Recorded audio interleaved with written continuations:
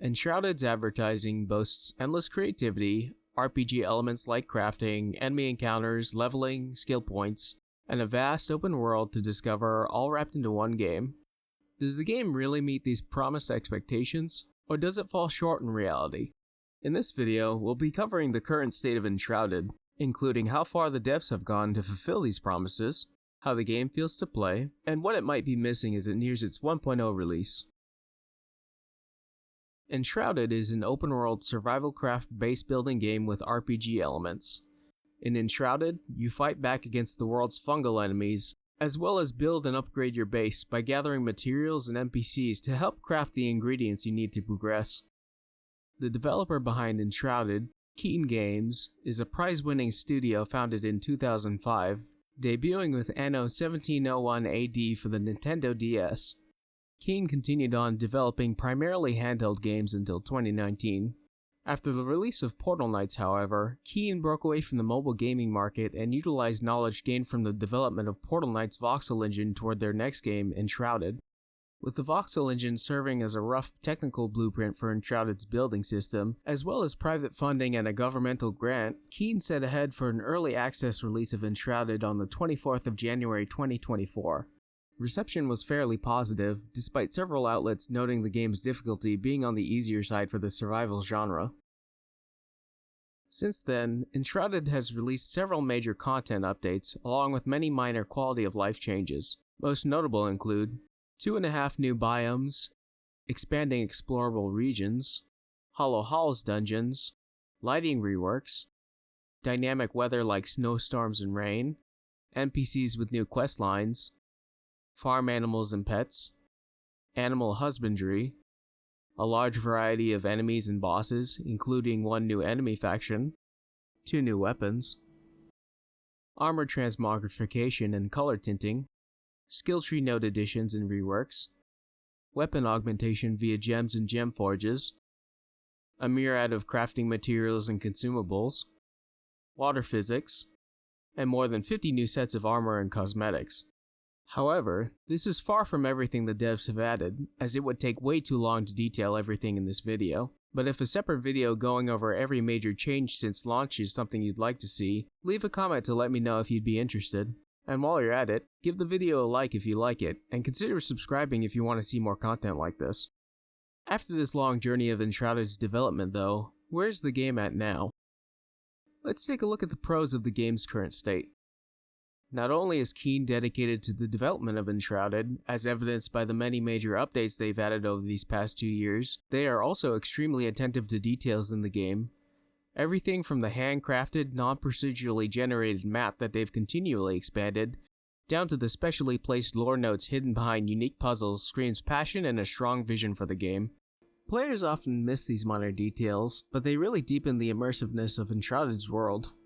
For instance, did you know that when your character, the Flameborn, a hybrid between humanity and fire, passes by unlit candles and torches, a spark-like wisp flies out from your character to light them?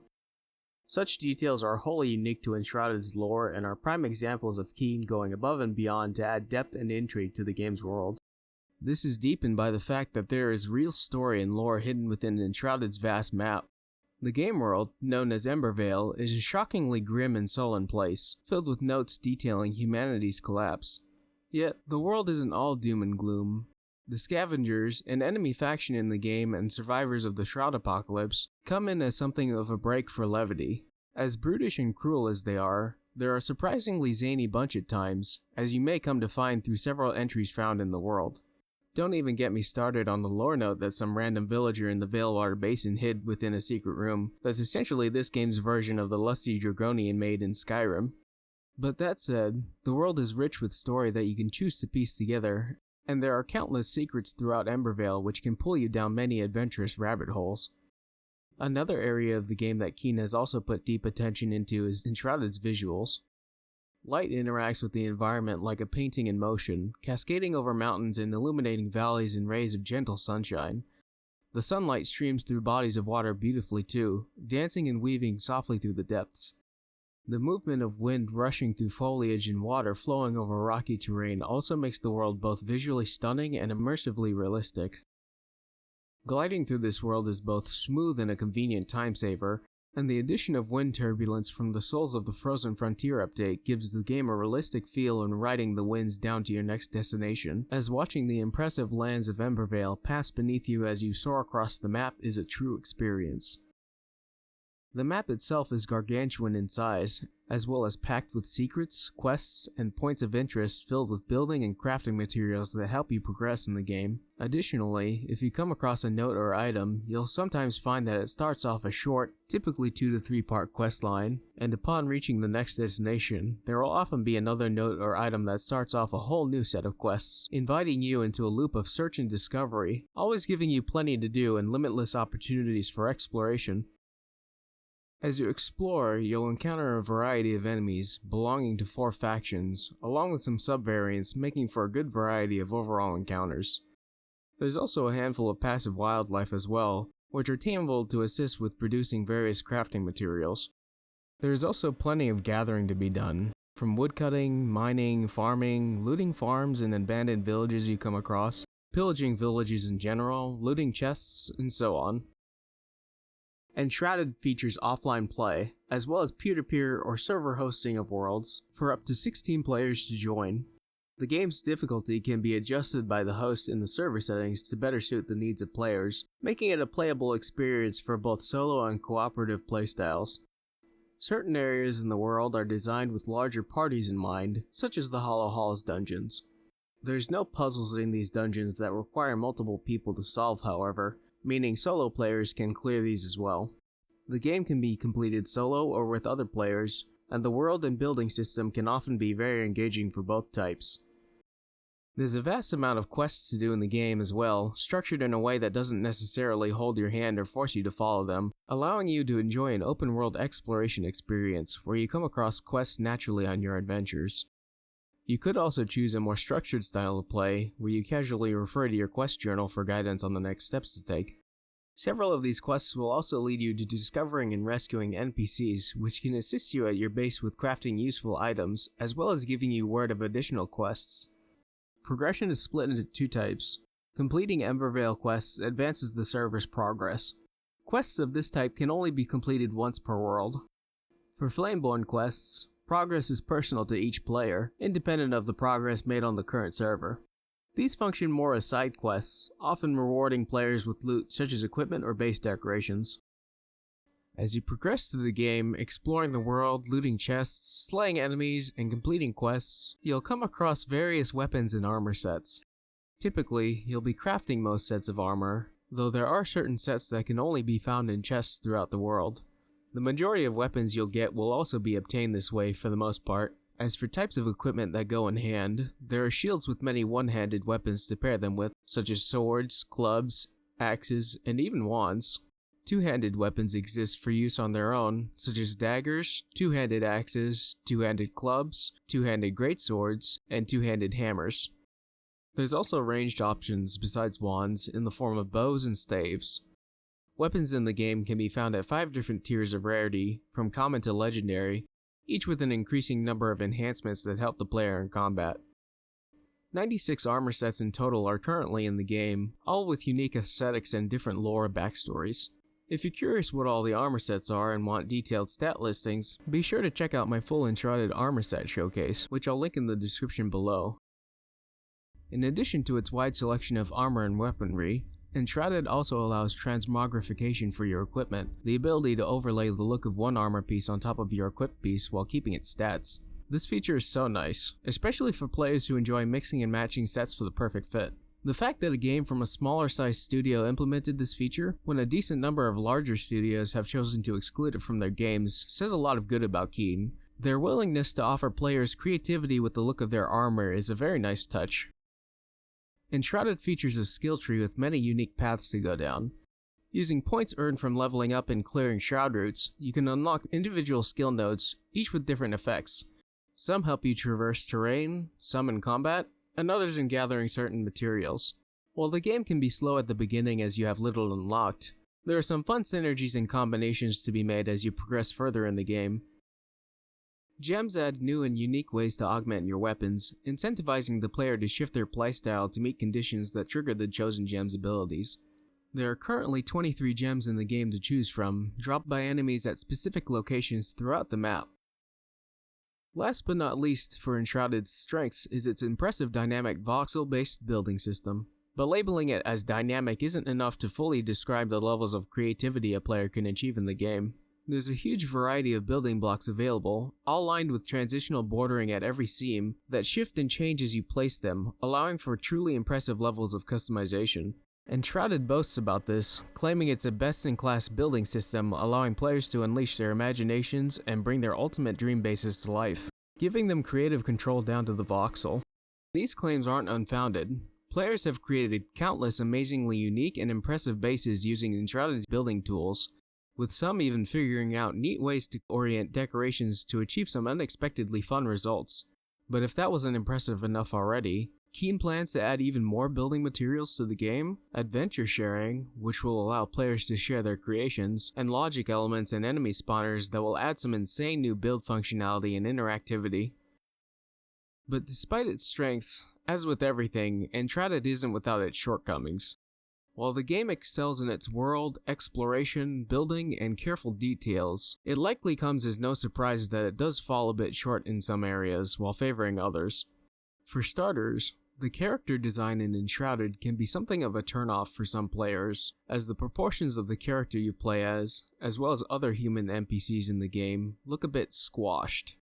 The fact that all human characters are made with these proportions suggests that this may be an artistic decision by Keen rather than some mistake, one that some players find off-putting to the point of passing over the game. Armor designs, while perhaps sticking to the world's lore, can also be somewhat lacking in appeal for a decent number of sets, and even downright ugly for some.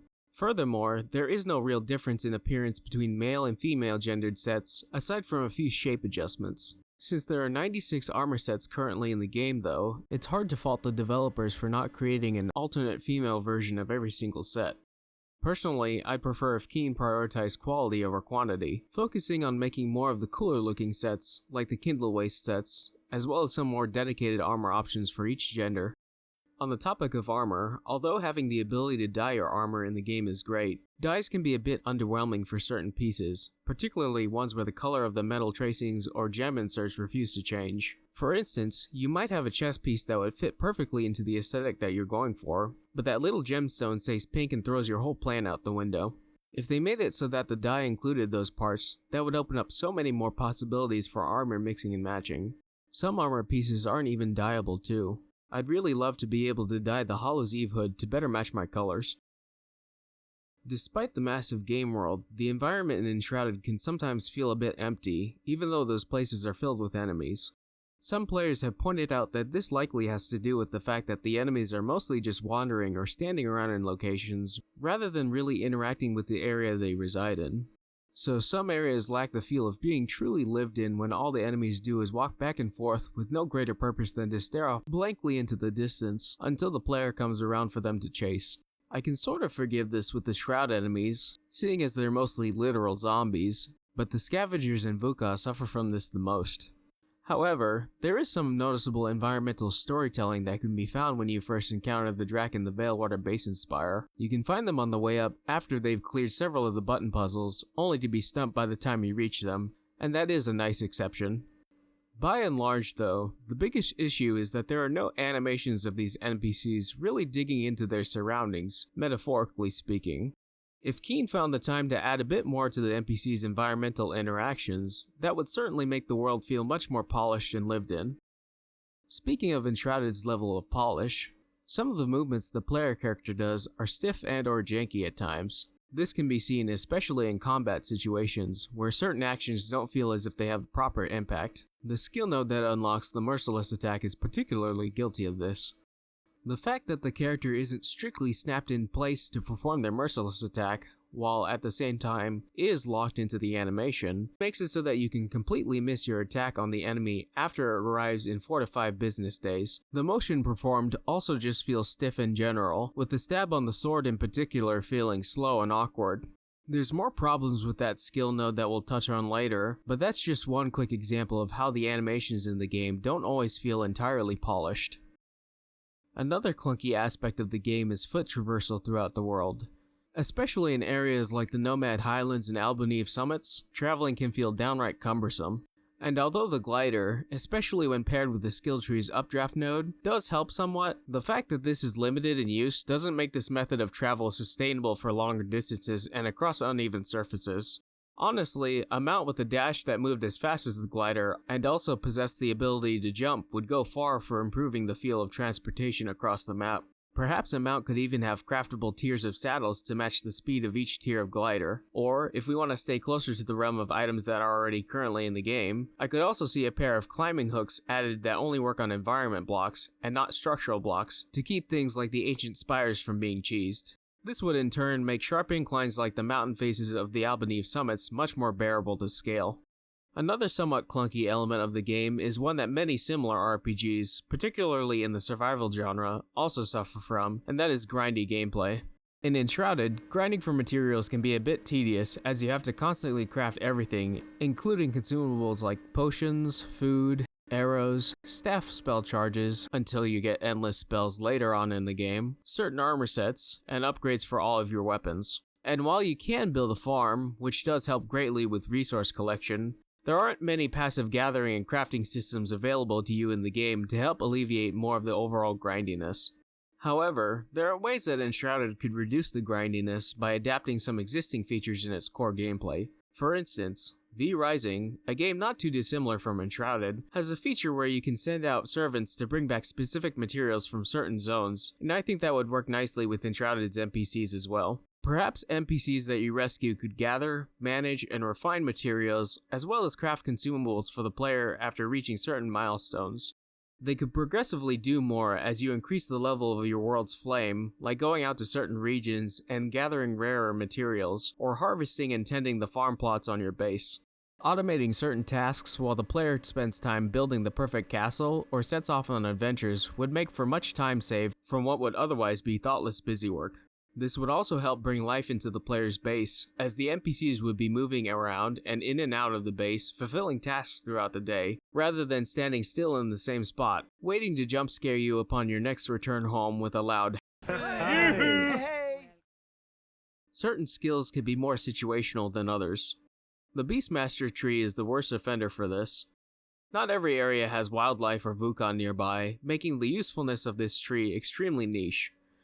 To get the full aid from either wildlife or Vuka, you need to spend 7 skill points each, which can be a decent chunk of a skill investment for what you get out of it. If the devs brought in a summoning mechanic and reworked the skills of the Beastmaster tree to play into that, it would make for a much more consistent and reliable tree to invest in. Skills like Blink could use a rework as well. The fact that it doesn't allow you to phase through enemies when teleporting makes it no better than a flashy or dodge.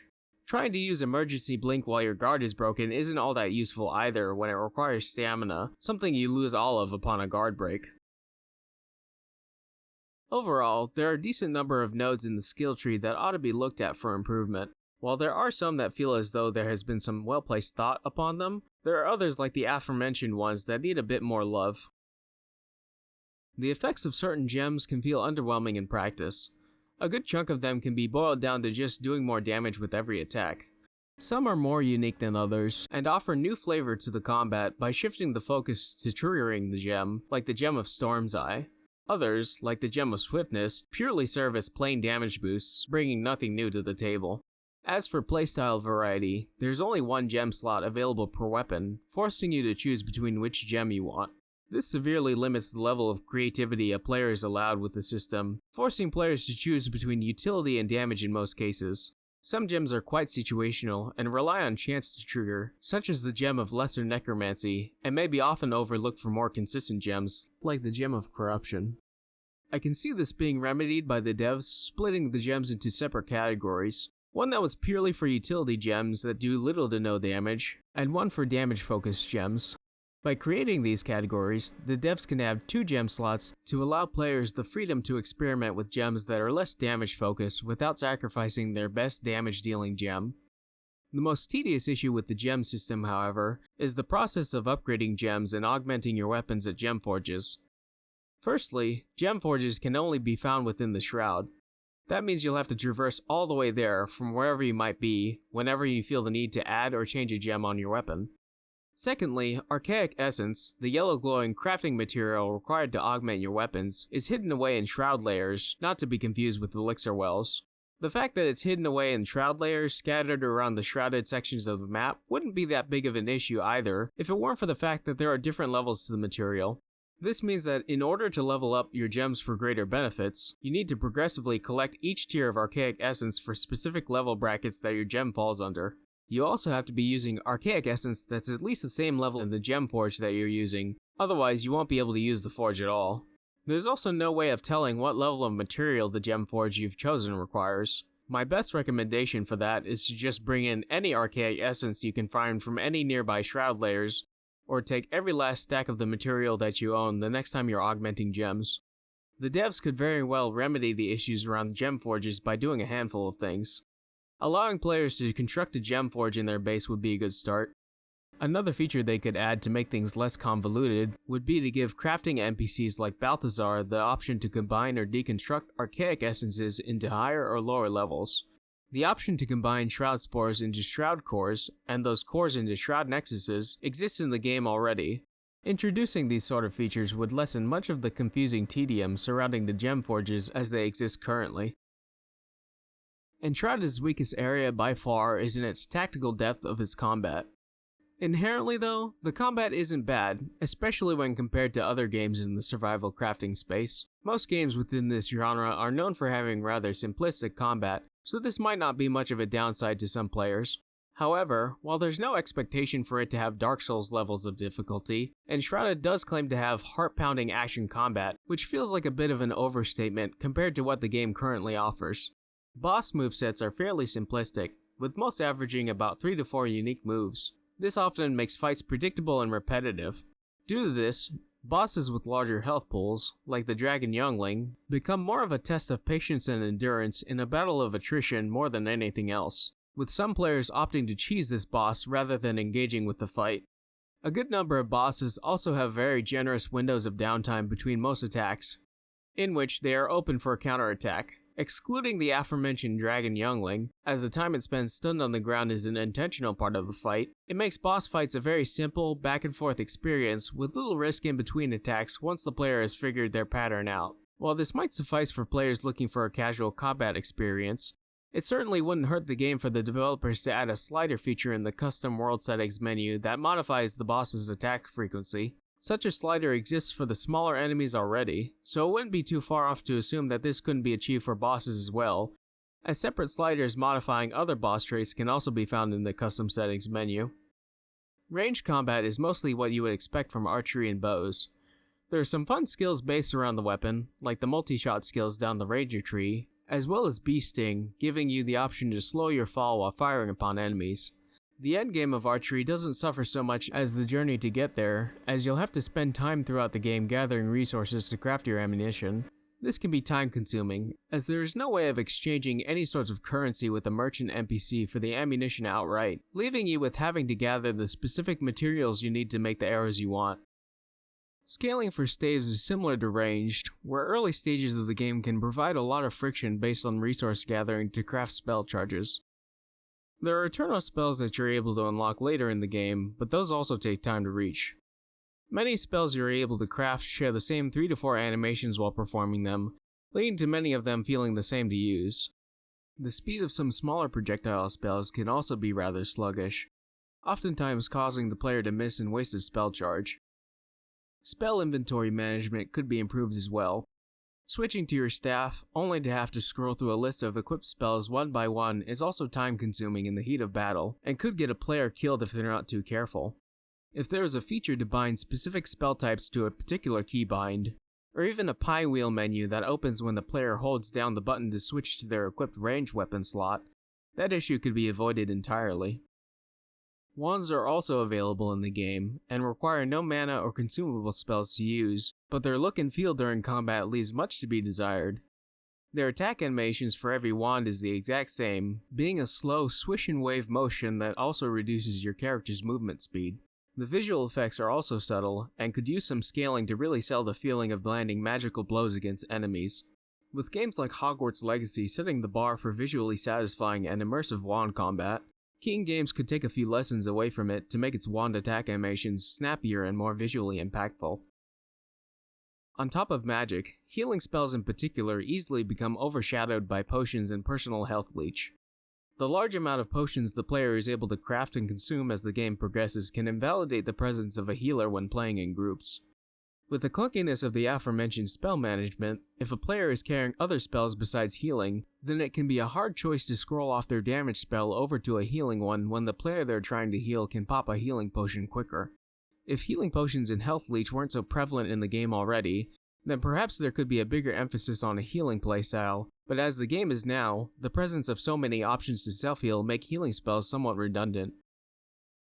Melee combat in Enshrouded is an area that leaves much to be desired. While the game does feature a parry, as well as a riposte under the name of Merciless Attack, the overall melee combat loop and mechanics feel shallow when it comes down to what the player can do beyond blocking, parrying, dodging, and attacking. The moment-to-moment decisions in the midst of combat are very limited, boiling down to, hit the enemy and don't die in the process. This is not to say that more difficulty needs to be added to melee combat in the game, but just that there is plenty more room for tactical depth. And I believe this could be done by just making some simple adjustments to foundations that already exist in the game. To explain what I mean, I'd like to reference two games that, at face value, don't seem to have much in common with Enshrouded: Darktide and Space Marine 2, both of which have very satisfying PvE combat. First, let's look at how healing and health bars function in Enshrouded and how they might potentially be done better. Health in Enshrouded, as long as you have potions or consistent health leech, is essentially an endless resource that the player is freely capable of spamming during combat. In Darktide and Space Marine 2, healing items are harder to come by, thus used sparingly. This forces the player to choose the correct moment to apply healing. But if healing is so scarce, then how does one even survive in games like those? This is where barriers come into play. In both of these games, you'll notice that there's something that sort of looks like a second health bar, except it's not a health bar, it's actually more of a health barrier. Now, what's the point of a barrier over health? Isn't that effectively a second health bar? Well, throwing in barriers over health does not equate to just splitting a health bar in two. Here's where the difference lies. In Darktide, doing damage to large groups of enemies, among other ways such as chaining hits with specific weapon perks or fulfilling requirements from chosen class skills, restores toughness, the name for that game's health barrier. This works very similarly in Enshrouded with the way health leech on weapons work for the player's health bar. Hit enemy, restore health. Hit enemy in Darktide, restore barrier. The key difference to this is that there's no easy way to constantly restore health for an unlimited period of time in Darktide or Space Marine 2, as opposed to Enshrouded. They do, however, allow ways of frequently replenishing the barriers, making them a reliable resource to keep the player from taking health damage. With health being the limited resource here, the player is incentivized not to empty their barrier. Doing so does more health damage to the player, adding in that layer of decision making of whether or not to use their precious limited resource. If Keen shifted the focus from health leech and restoring health to adding some sort of magical flame barrier justified by the lore, they could add in a cooldown to health potions, making them a more precious resource. To compensate for this, they could also add in a barrier restoring potion and change health leech to a barrier leech to essentially take over the job of spam healing as it exists in the game now. Another thing that limiting heals to a cooldown does is that it promotes group synergy, placing more value on support players that want to heal their brute-minded tank-focused players. And perhaps healing spells could cost more mana than they do now to follow suit with making healing a more valuable resource. Now, in games like the ones previously mentioned, in lower difficulties, it's pretty hard to ever completely lose barriers due to both lower damage and enemy count, making healing less of a scarcity. Introducing barriers would make for a flexible mechanic for players across all desired levels of challenge. If a player wants more relaxed combat in Enshrouded, in lower difficulty, they would almost never need to use a health potion and instead use barrier potions and barrier leech the way health potions and health leech work currently. For those who seek more of a challenge, the devs could take a similar approach that the other listed games do. By incentivizing combat to revolve around ways of sustaining and restoring your barrier during battle, while keeping your health bar as untouched as possible, the player is given a clear and direct focus. Merciless attacks feel like baby steps in the right direction for this. I sort of see the vision for this skill, but as it is in the game, it's very clunky and there's little reason to perform a merciless attack with how low the damage is. It also only works for melee, which is a shame for archers and mages who are wanting a cool finishing move. Oh, and did I mention that you're not even invulnerable while performing a merciless attack? That makes it extremely risky to use in groups of enemies. Add the animation issues we touched on, and it becomes something of a joke, or at the very most, a flashy finisher to use on the last enemy standing, if it does even manage to kill.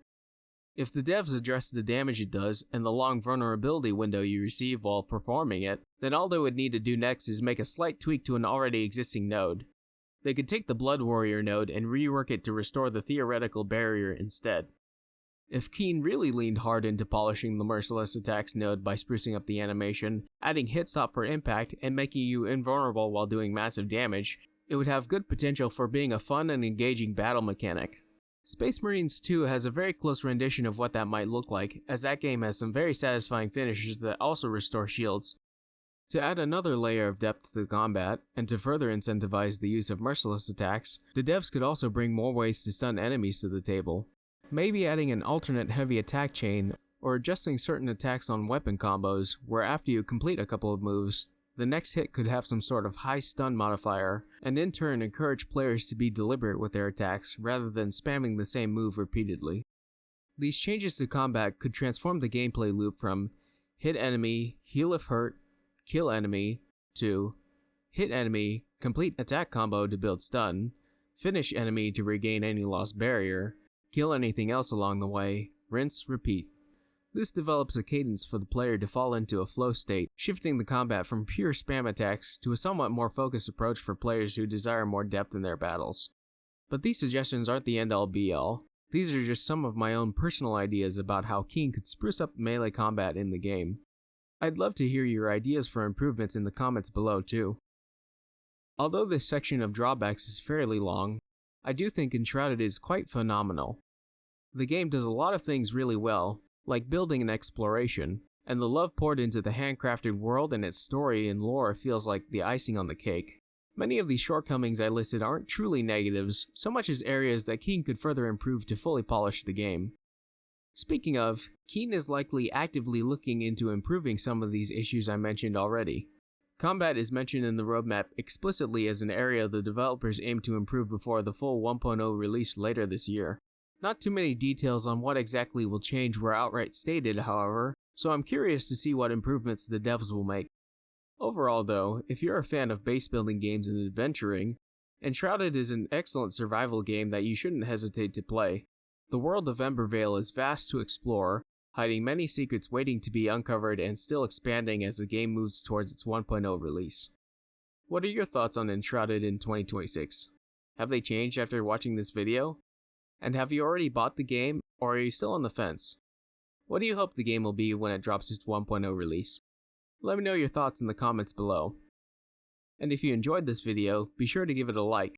Also, before you go, don't forget to subscribe if you haven't already. Every bit of support helps me out a ton, and I really appreciate everyone who's already subscribed. Thanks again, and see you in the next one.